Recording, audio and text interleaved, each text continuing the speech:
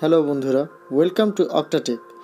অক্টাটেকের আজকের এই ভিডিওতে আমরা দেখাবো স্যামসাং A01 বা M01 এর টাচ পরিবর্তন কিভাবে করতে হয় তার সম্পূর্ণ ভিডিওটা স্টেপ বাই স্টেপ এবং 100% গাইডলাইন সহ। তো চলুন বন্ধুরা, দেরি না করে ভিডিওটা শুরু করা যাক।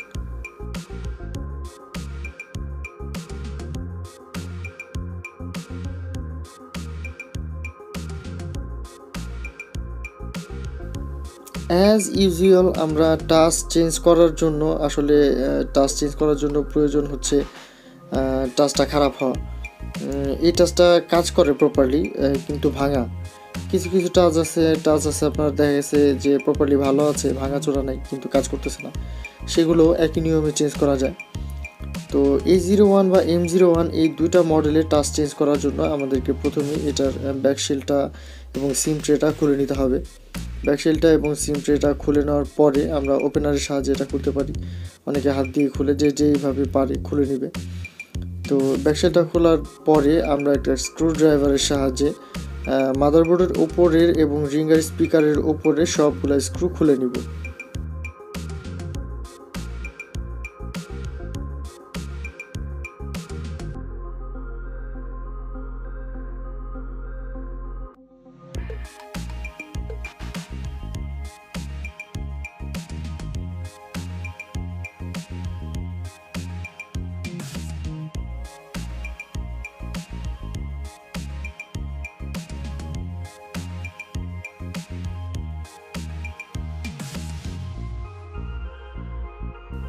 তো বন্ধুরা, আপনারা দেখতেই পারতেছেন যে আমি কিন্তু মাদারবোর্ডের উপরে এবং রিঙ্গার স্পিকারের উপরে সবগুলো স্ক্রু খুলে নিয়েছি। তো এইখানে আমরা দেখতে পারতেছি যে ডিসপ্লে রিবনের সাহায্যেই আপনার সাব পিসিবি থেকে মেইন পিসিবি অর্থাৎ মাদারবোর্ডে সবগুলা লাইন টানা হয়েছে শুধুমাত্র ডিসপ্লে রিবনের সাহায্যেই।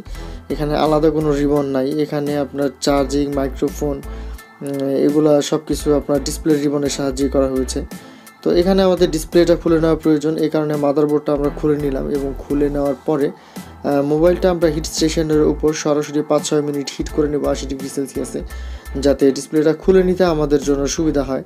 তো এখানে একটা ব্লেডের সাহায্যে ডিসপ্লেটা আলতো করে একটু ফাঁকা করে নিয়ে একটা প্লাস্টিকের কার্ডের সাহায্যে বা একটা পাতলা কার্ডের সাহায্যে সুন্দরভাবে আমরা ডিসপ্লেটা খুলে নিব। এবং ডিসপ্লেটা খুলে নেওয়ার সময় অবশ্যই আমাদের সতর্ক থাকতে হবে কোনোভাবেই যাতে ডিসপ্লেটা নষ্ট না হয়ে যায়, এবং খুবই সতর্কতার সাহায্যে আমাদের ডিসপ্লেটা খুলতে হবে, তাতে অরিজিনাল ডিসপ্লেটা থেকে যাবে এবং কম কস্টে আমরা ডিসপ্লেটা রিপেয়ারও করতে পারবো।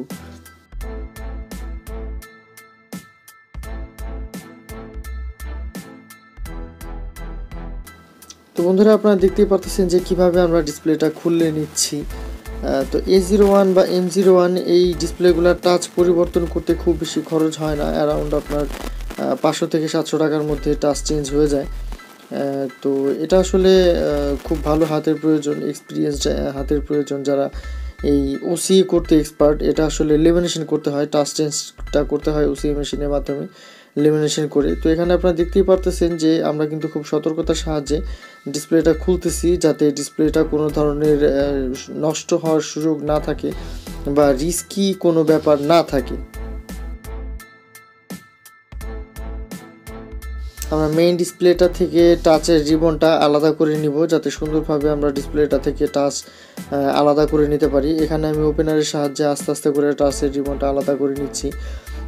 তো যারা বিগিনার লেভেলে রয়েছেন, যারা এই কাজটা প্রথম শুরু করতেছেন, তো তারা এই ওপেনার ব্যবহার না করে কোনো নরম কার্ড ব্যবহার করতে পারেন, যাতে করে ডিসপ্লের ক্ষতি হওয়ার সম্ভাবনা কম থাকে। তো আমাদের ডিসপ্লেটা খুলে নেওয়া হয়ে গিয়েছে। এখন আমরা পরবর্তী কাজের সুবিধার জন্য এখানে আমরা মোবাইলের যে ফ্রেমটা আছে সেই ফ্রেমটা এবং এয়ার স্পিকারের যে টিনটা আছে সেটা সুন্দরভাবে পরিষ্কার করে নিব, যাতে পরবর্তীতে আমাদের কাজ করতে কোনো অসুবিধা না হয়। এটা আমরা রেডি করে রাখলাম, বা যার যখন খুশি এই কাজটা করতে পারে, বাট পরিষ্কার অবশ্যই করতে হবে এটা ফিটিং করার সময়, কারণ পরিষ্কার খুব বড় একটা জিনিস। পরিষ্কার যত ভালো হবে ফিটিংসটাও কিন্তু তত ভালো হবে।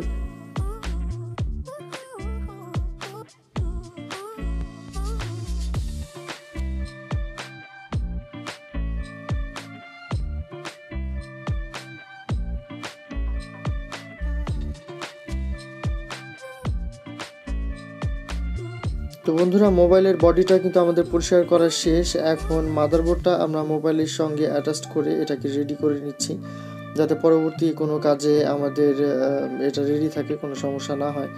যেমন ধরেন আমরা এলসিডি চেক করতে পারি, টাচ চেক করতে পারি, এলসিডি থেকে টাচটা আলাদা করে নতুন একটা টাচ চেক করতে পারি। তো এখানে আমরা এলসিডিটা যেহেতু খুলে নিয়েছি মোটামুটি চেক করার জন্য, আমরা এটা আবার মাদারবোর্ডের সঙ্গে লাগিয়ে দিলাম যে এলসিডিটা আসলে ভালো আছে কিনা, কোনো অসুবিধা আছে কিনা। তো বন্ধুরা, এখানে দেখতে পারতেছেন যে এলসিডিটা ভালো আছে, কোনো ধরনের কোনো সমস্যা হয় নাই। তো এখানে আমরা নেক্সট প্রসেসে যেতে পারি, অর্থাৎ হচ্ছে এলসিডি থেকে টাচটা আমরা আলাদা করার প্রসেসে যেতে পারি। এলসিডিটা আমরা আলাদা করে নিব, যাতে টাচটা আমরা এলসিডি থেকে আলাদা করে নিতে পারি। এ পর্যায়ে আমরা হিট স্টেশনের উপর রেখে এলসিডিটা কাটিং ওয়্যারের সাহায্যে এলসিডি থেকে টাচ সেপারেট করে নিব।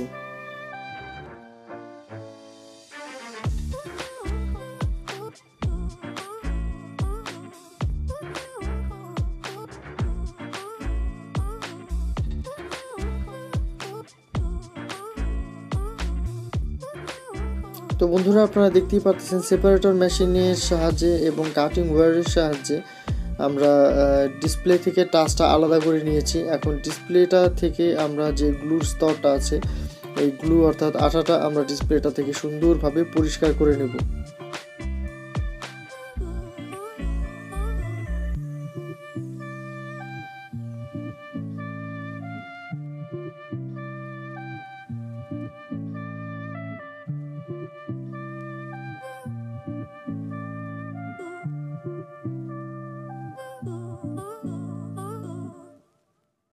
তো বন্ধুরা, আপনারা দেখতেই পারতেছেন যে আমরা কিন্তু টাচটা পরিষ্কার করে নিয়েছি। এখানে ফাইনাল ফিনিশিং দেওয়ার পরে আমরা টাচের উপরে লেমিনেশন পেপার বা ওসি পেপার যেটাকে বলে, সেটা আমরা সুন্দরভাবে লাগিয়ে নিব।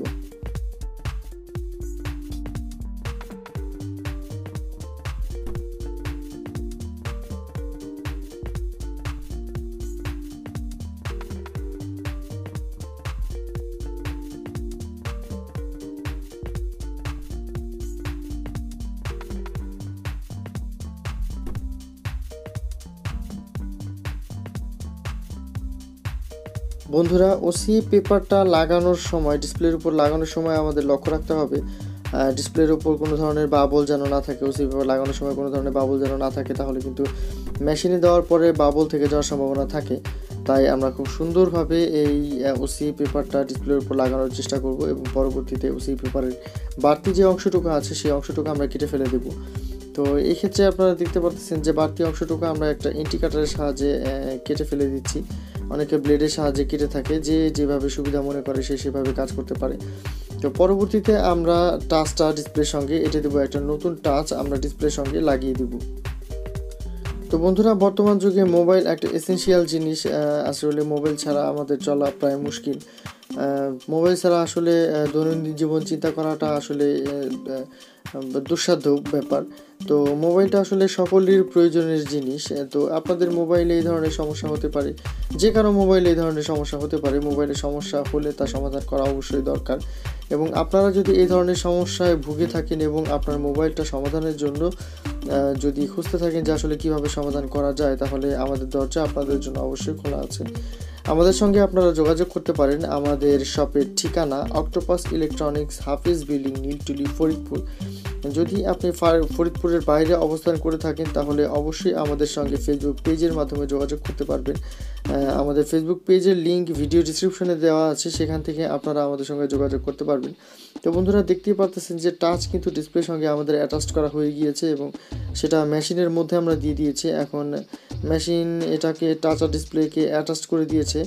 বাড়তি যে বাবলগুলো আছে ডিসপ্লের মধ্যে, এই ভ্যাকুয়ামের সাহায্যে আমরা সেই বাবলগুলো রিমুভ করে নিব।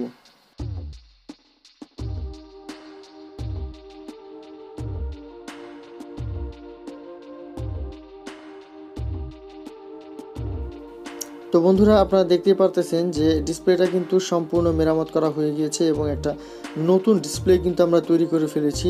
একটা টাচ এবং আগের যে এলসিডি ছিল সেটা দিয়ে মেশিনের মাধ্যমে আমরা ওসি করে বা লেমিনেশন করে যেটা বলে, আমরা কিন্তু সম্পূর্ণ নতুন একটা ডিসপ্লে তৈরি করে ফেলেছি। এখন আমরা টাচ আইসির উপরে একটু হিটসিঙ্ক পেপার মেরে দিব এবং ডিসপ্লের যেই ছোটো ছোটো ডায়োড ক্যাপাসিটারগুলো ছিল সেটার উপরও আমরা ডিসপ্লের যেই হিটসিং পেপারটা ছিল সেই হিটসিং পেপারটা লাগিয়ে দেবো। এতে আপনার ডায়োড ক্যাপাসিটার বা আইসি যেটাই থাকুক না কেন এটা গরম হলে হিট শোষণ করে নেবে এই হিটসিং পেপারটা। তো এখানে আমরা হিটসিং পেপারটা মেরে দিলাম, এখানে ডিসপ্লে আমরা রেডি করে ফেলেছি। এখন আমাদের নেক্সট স্টেপে আমরা ডিসপ্লের এই মোবাইলের যে হাউজিং আছে হাউজিংয়ের উপরে যেহেতু হাউজিংটা কালা আঠা মেরে নিব। এখানে আমরা সানশাইনের আঠা ব্যবহার করতেছি। তো সানশাইনের কালো আঠা এটা খুব ভালো কাজ করে, একটু দাম বেশি হলেও আঠাটা খুব ভালো। তো এখানে আমরা কালো আঠা ব্যবহার করতেছি এবং বরাবরের মতোই আঠা ব্যবহার করার পরে অন্ততপক্ষে 2 থেকে 3 মিনিট আমরা অপেক্ষা করব, তারপরে আমরা ডিসপ্লেটা বডির সঙ্গে লাগিয়ে দিব।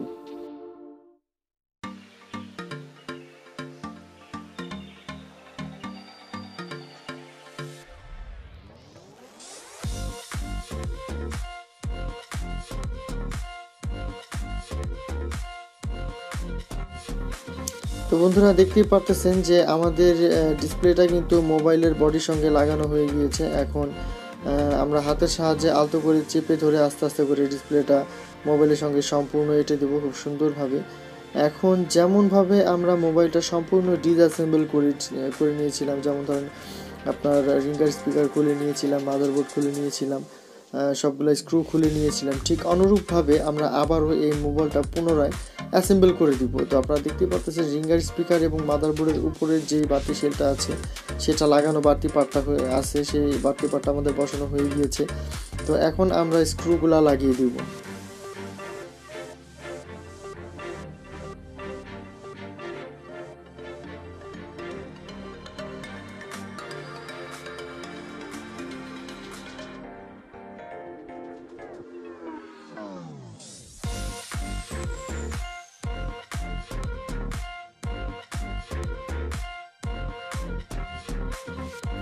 তো বন্ধুরা Samsung A01, Samsung Galaxy A01 বা M01 এই দুইটা মোবাইলের টাচ ডিসপ্লে একই। তো টাচ বা ডিসপ্লে পরিবর্তনের উপায়ও একই। তো আপনারা দেখতেই পারলেন যে স্যামসাং A01 বা M01-এর টাচ যদি ভাঙা থাকে বা আবোল তাবোল কাজ করে বা কাজ করে না, এই মতো অবস্থায় টাচ পরিবর্তন করলে তার সমাধান হয় এবং টাচ কিভাবে পরিবর্তন করতে হয় তার A to Z টিউটোরিয়াল কিন্তু আমরা এই ভিডিওতে দিয়ে দিয়েছি। তারপরেও যদি কারো কোনো ধরনের কোনো সমস্যা থাকে তা কমেন্টের মাধ্যমে আমাকে জানাতে পারেন, আমি তার উত্তর দেওয়ার অবশ্যই চেষ্টা করব এবং তার সমাধান দেওয়ার চেষ্টা করব। তো বন্ধুরা আজকে এ পর্যন্তই, দেখতে থাকুন অক্টাটেকের ভিডিও। দেখা হবে আপনাদের সঙ্গে পরবর্তী কোনো ভিডিওতে, নতুন কোনো সার্ভিসিং ভিডিও বা নতুন কোনো টিউটোরিয়াল নিয়ে। তো দেখুন আমাদের ডিসপ্লেটা কিন্তু প্রপারলি ওয়ার্ক করতেছে, দ্যাট মিনস আমাদের কাজ কিন্তু হয়ে গিয়েছে। ভালো থাকুন, সুস্থ থাকুন এবং অক্টাটেকের সাথেই থাকুন। দেখা হবে পরবর্তী ভিডিওতে।